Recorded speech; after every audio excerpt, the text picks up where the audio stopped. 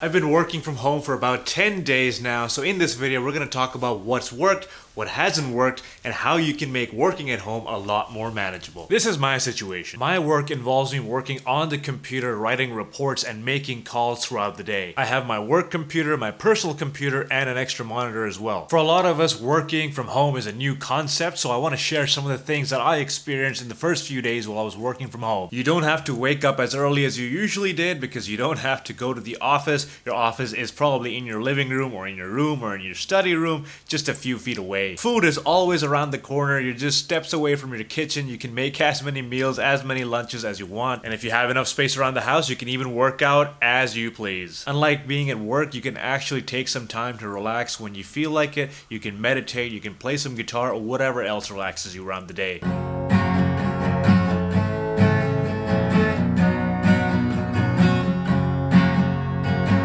Since you are home, no chores get left undone. You always have time to go to the kitchen, do the dishes, or maybe sweep the whole place if you have an extra 5 minutes. Best of all, you don't have to dress up, you don't have to wear any formal clothes, you can wear your pajamas and you can get right to work and feel comfortable while you do it. Now, while all of this is amazing, I did notice some downsides of working at home as well. Because food was so much more accessible now, it's always a few steps away, I was having a lot more food than I needed. I wasn't even hungry and I'd go to the kitchen to grab a bite. Unlike at work where you just work, at home, you have a lot more distractions. You have all your toys, all your iPads, your internet, your Netflixes, all of that's there. And it can be really hard to plug your mind out of that and get into work mode. And if you're used to just sitting around and watching videos the whole day at home, it can be very difficult to transition from that lifestyle to now working in the same place. Not only is the kitchen nearby, but the bed's nearby as well. If you feel particularly tired, you can just lie down for a bit, and it's really hard not to take a nap during the day. I find that it just gives me more reason to be lazy if I have a bed right next to me. The biggest downside I'm finding is just that I'm getting really depressed. I'm getting anxious alone.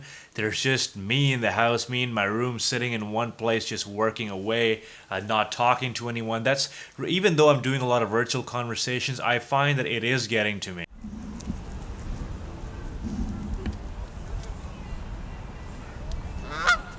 Usually when I'm at work, I just go out and grab myself a coffee or just go for a stroll, but that's not an option given the current situation. So you're kind of stuck at home and you have to just go with it. Here are some things that I've actually done to put myself in work mode and make this more effective. The first thing you'll notice, I'm actually wearing work attire. Yes, this is what I wear to work. I like wearing fancy shirts, but it just makes me feel like I'm ready to work. I'm not just in my pajamas where I'm not mentally taking myself seriously. I do dress up, everything except my shoes, of course. I don't need to wear shoes in the house, but it really puts you in the mindset to start working and get into that workflow mode. For me personally, I get so distracted when I'm at work watching YouTube videos or on my phone, so I made a note right here saying no YouTube videos. I've also had my phone on airplane mode. I've told all the people that I'm not going to be accessible during work hours because I want to give 100% focus to what I'm doing. Psychologically, you might also find that if you're working in your room, you might not work as well. So some people like working outside, just putting their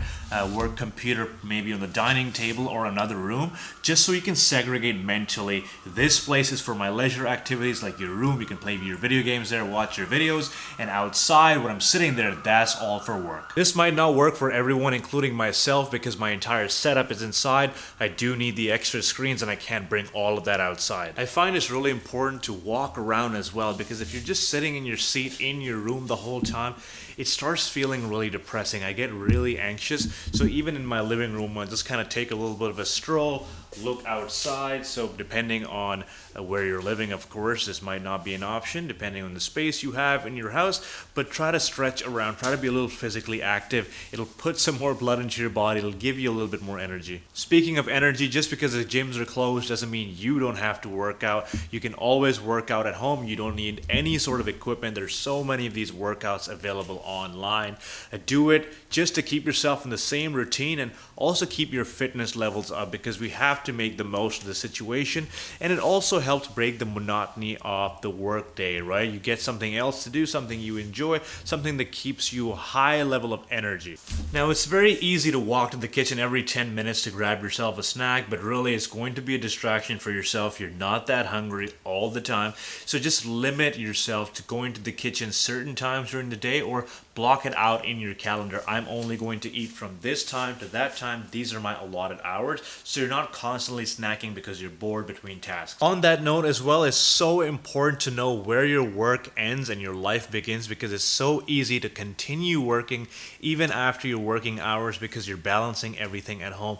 You need to have a specific time by which you turn off your computer or you stop working and you're done. You don't want your home to feel like a workplace. You also want to feel welcome in your own home, feel comfortable to do the things that you actually enjoy doing. The biggest things that have helped me become more effective working at home is take control of my time, knowing when I'm working, not to get distracted, turn my phone off, get rid of YouTube, all social media while I'm at work, knowing how to balance all those things, and also using my calendar to schedule all the things that I have to do around the house, whether it's laundry, whether it's dishes, everything is scheduled into my calendar. Now, this is just me trying to make things work in the first 10 days. If you have any tips that I haven't mentioned, make sure to mention them down below in the comments, and I will see you guys in the next one. Take care.